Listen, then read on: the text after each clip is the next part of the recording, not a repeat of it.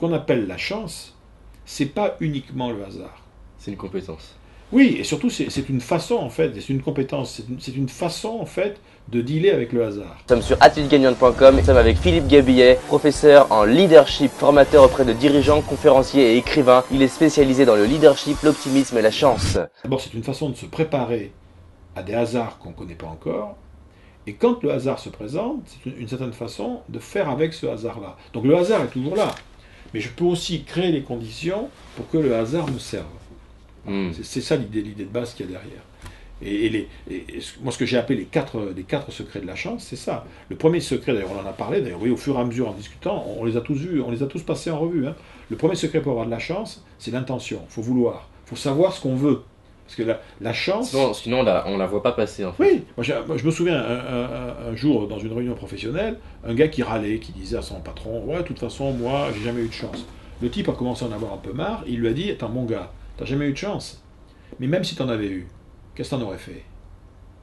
Et là, la conversation s'est arrêtée. Donc, il faut se dire, avoir de la chance, c'est pour nourrir quoi? Pour nourrir quel rêve? Bon. Si vous n'avez pas une attente particulière, si vous n'avez pas une espèce d'axe à l'intérieur de vous qui attire ça, il n'y a pas de raison. Ensuite, il y a un problème d'attention, de disponibilité aux choses. Il faut être ouvert. Si je suis en permanence focalisé sur mes problèmes à moi, mais là, les chances, elles vont passer autour et je vais les laisser passer. Hein. Je crois d'ailleurs la plus grande des malchances, c'est pas moi qui le disais, c'était un poète espagnol qui s'appelait Calderón, qui disait la plus grande des malchances, c'est la chance que tu as laissé passer. Voilà. Donc, premier critère, avoir une intention puissante. Ensuite, pratiquer quand même une disponibilité par rapport aux autres, au monde, à l'information.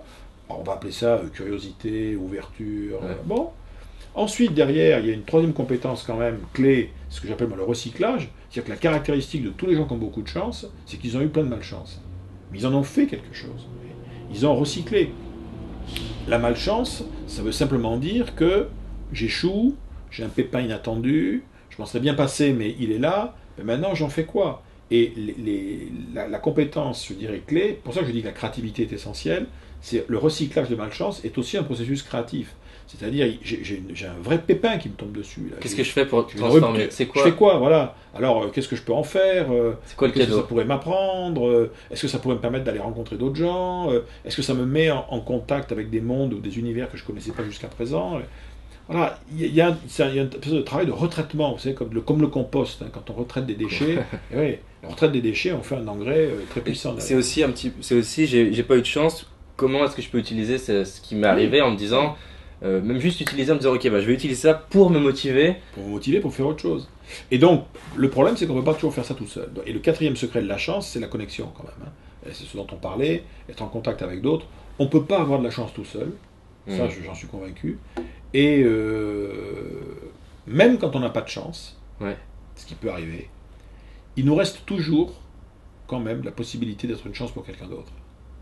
Et quand à un moment donné on n'en a plus, ben, il nous reste au moins à essayer d'en être une pour quelqu'un. Un des bons moyens de ramorcer un processus de malchance, c'est de se dire en quoi je pourrais être moi une chance pour quelqu'un.